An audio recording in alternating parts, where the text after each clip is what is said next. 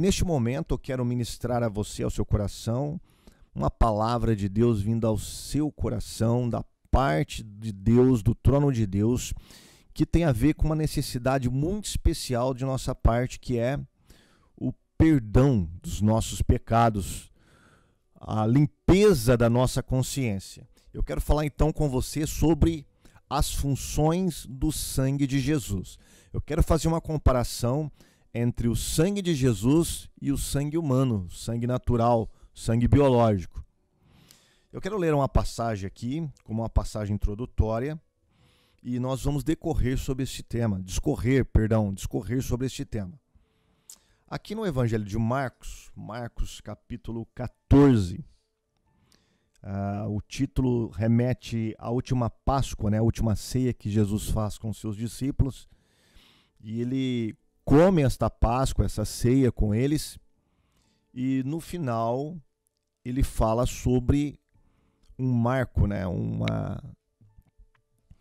um memorial que ele deixa para toda a igreja.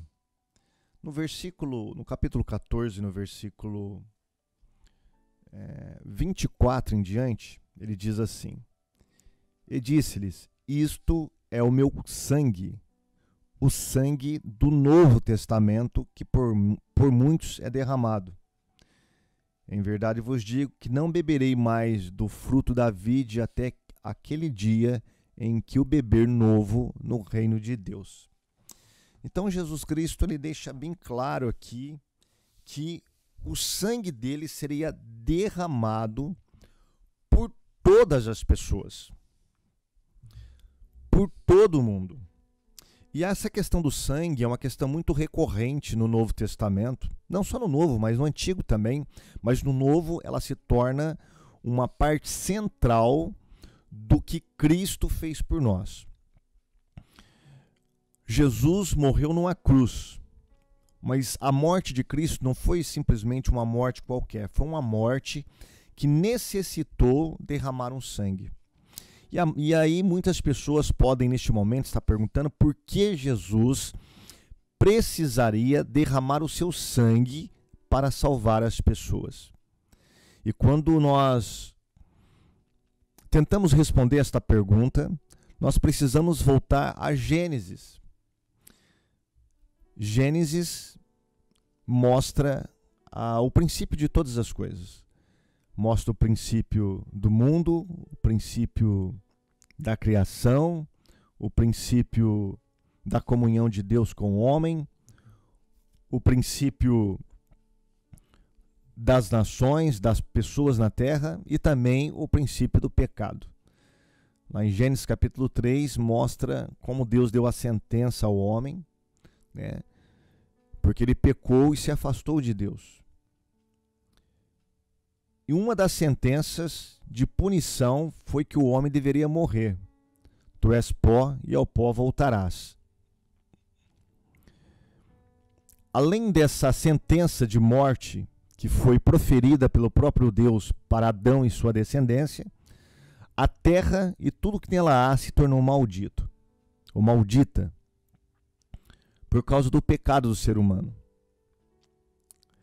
E como agora o homem poderia reatar novamente a sua comunhão com Deus? Bom, da parte do homem não havia nenhuma capacidade de se chegar a Deus. Então Deus, ele fez uma coisa interessante.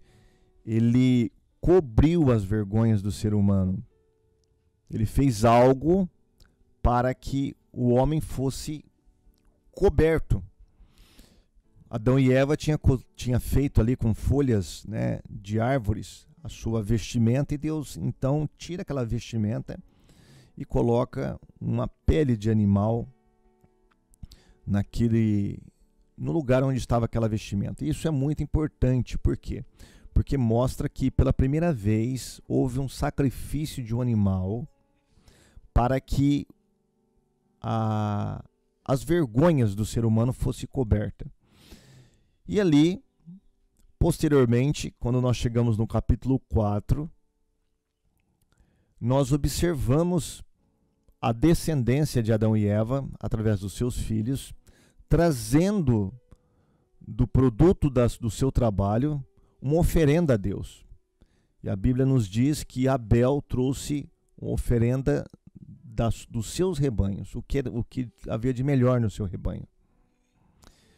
Isso nos mostra que, bem no começo do mundo, Deus já havia determinado algo para que o pecado do homem fosse coberto por meio do derramamento de sangue.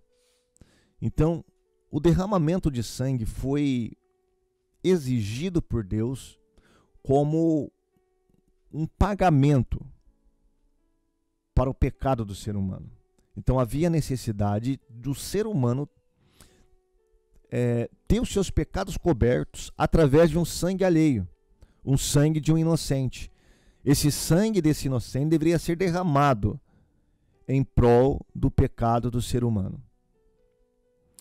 E assim acontece em Gênesis, na época patriarcal, e depois quando nós chegamos na época de Moisés, após Deus tirar o povo de Israel do Egito, nós observamos que Deus deu toda aquela lei em Levítico, em Êxodo, toda aquela lei falando e determinando, né, de uma maneira bem didática e sistemática de como os israelitas deveriam oferecer os seus sacrifícios a Deus através de um derramamento de sangue. Tanto é assim que a Bíblia nos diz que sem derramamento de sangue não havia remissão dos pecados, ou pelo menos quase todos os pecados, praticamente todos eram feitos através do derramamento de sangue, através da remissão por meio do derramamento de sangue. A Bíblia nos diz lá em Levítico que era proibido a qualquer judeu comer sangue, porque a vida estava no sangue.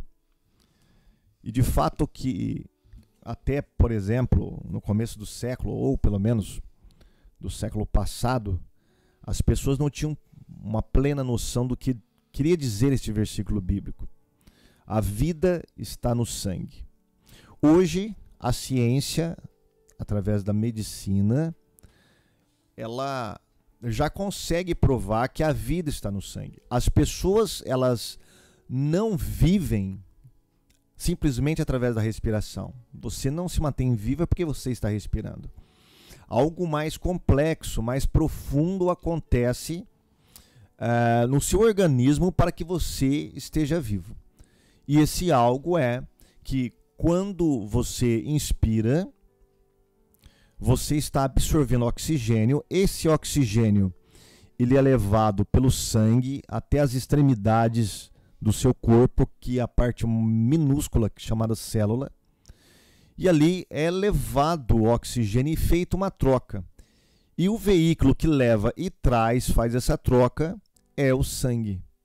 É o sangue que leva o oxigênio, oxigeniza toda os órgãos vitais do seu corpo. Ali é feita essa troca gasosa, pega o gás carbônico e leva para fora do seu corpo. E isso é importantíssimo, porque se não houvesse essa troca, a pessoa ela morreria, ficaria saturada. E qual a importância disso a respeito da nossa redenção?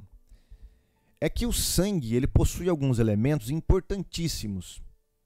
Por exemplo, ele tem plaquetas, leucócitos, ele tem hemoglobina, ele tem vários elementos que fazem funções importantíssimas para a nossa sobrevivência. Por exemplo, de proteção, de alimentação, de segurança. Por exemplo, tem alguns elementos no sangue que são responsáveis, por exemplo, os leucócitos, eles funcionam mais ou menos como soldados. Então, se há um corpo estranho que entra no seu corpo, eles são designados ali para ficar junto daquele corpo estranho e esmagá-lo e simplesmente não permitir que aquilo ali se torne um mal no seu corpo. Tá? Ele também faz a troca gasosa, ele leva micro-organismos, né, e alimenta os órgãos vitais.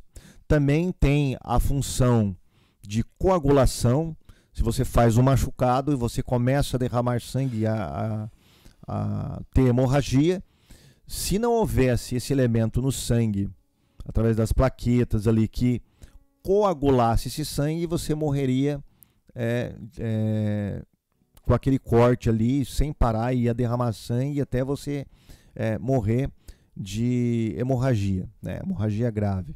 Mas isso não acontece porque alguns elementos do seu sangue, ele produz uma cicatrização para que aquele machucado, aquele ferimento, ali, aquele corte, ele se estanque e a pessoa não morra de hemorragia. Agora, transportando isso para o lado espiritual, nós vemos que o sangue de Jesus, ele funciona mais ou menos da mesma maneira. O sangue de Jesus, ele nos traz vida. Nós falamos aí que o sangue, ele é um transporte, uma via de transporte, né? Ele transporta o oxigênio, que é vida, para que as células continuem absorvendo e vivendo. Assim também, o sangue de Jesus nos traz vida, porque lá em João capítulo 6, Jesus fala: aquele que não comer da minha carne, não beber do meu sangue, não tem vida em si mesmo. Quer ter vida? Você precisa do sangue de Jesus. E o sangue de Jesus é aquele que traz vida. As pessoas, nós costumamos falar, porque a Bíblia nos ensina assim, as pessoas já nascem mortas em delitos e pecados. Então nós estamos, na verdade, num mundo onde a maioria das pessoas estão mortas. São mortos-vivos, mortos espirituais. Paulo fala em Efésios capítulo 2, que nós estávamos mortos em nossos delitos e pecados. Então aquela criancinha mais bonitinha que nasce agora neste momento, ela já nasce morta. Ela nasce morta porque ela está em pecado. E se ela não tiver um encontro com Cristo, ela não recebeu o sangue de Cristo, ela continuará na sua adolescência, na sua juventude, na sua maturidade e até mesmo na sua velhice continuará morta. Por quê? Porque é somente o sangue de Cristo que nos traz vida. As pessoas, elas precisam de Jesus, precisam do sangue de Jesus para trazer vida para elas, para trazer novidade para elas, para que elas possam viver perante Deus, viver espiritualmente. E isso é uma função do sangue de Jesus, trazer vida. Outra função do sangue de Jesus é nos trazer segurança, vitória. Lá no capítulo 12 de Apocalipse diz que eles o venceram pelo seu testemunho e pelo sangue do Cordeiro. Esse eles o venceram está falando dos mártires ou os judeus que estão ali na grande tribulação, no capítulo 12 de Apocalipse, lutando contra Satanás. Eles venceram Satanás por quê? Porque eles tinham o sangue de Jesus em seu favor. Então o sangue de Jesus nos traz segurança. Quando Satanás quer nos acusar perante Deus, Deus olha primeiramente para a sua vida e vê nela o sangue de Jesus.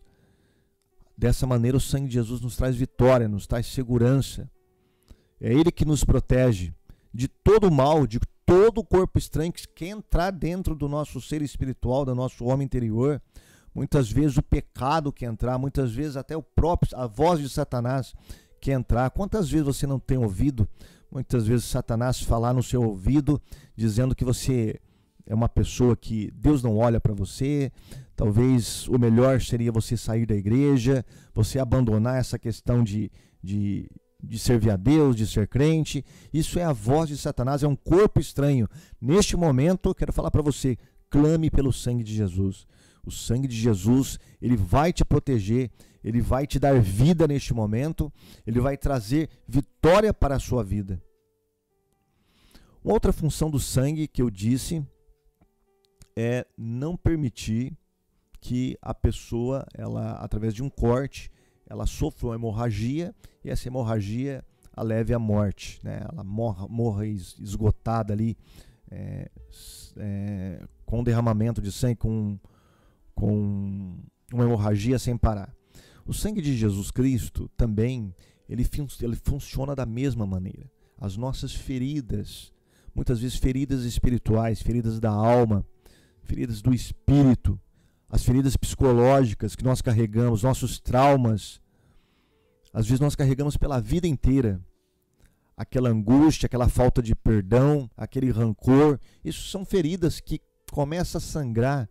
E se isso não tiver uma solução, vai sangrar até a pessoa morrer.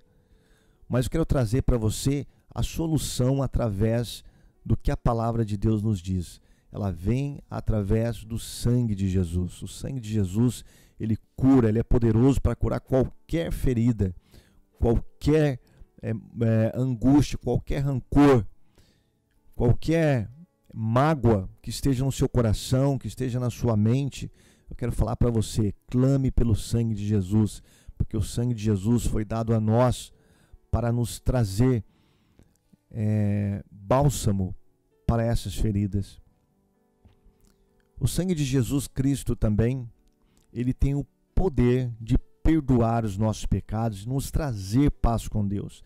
A Bíblia nos diz que nós éramos inimigos de Deus e Deus mandou Jesus Cristo morrer naquela cruz para nos trazer paz, para fazer a amizade agora entre nós e Deus. Então você viu, meu amigo, que o sangue de Jesus tem várias funções, né? A gente fazendo uma analogia aqui para o mundo espiritual, ele tem várias funções que também são encontradas no sangue biológico, né? De proteção, de vida, de alimentação, de coagulação. O sangue de Jesus faz tudo isso e muito mais. E por fim, a vida eterna.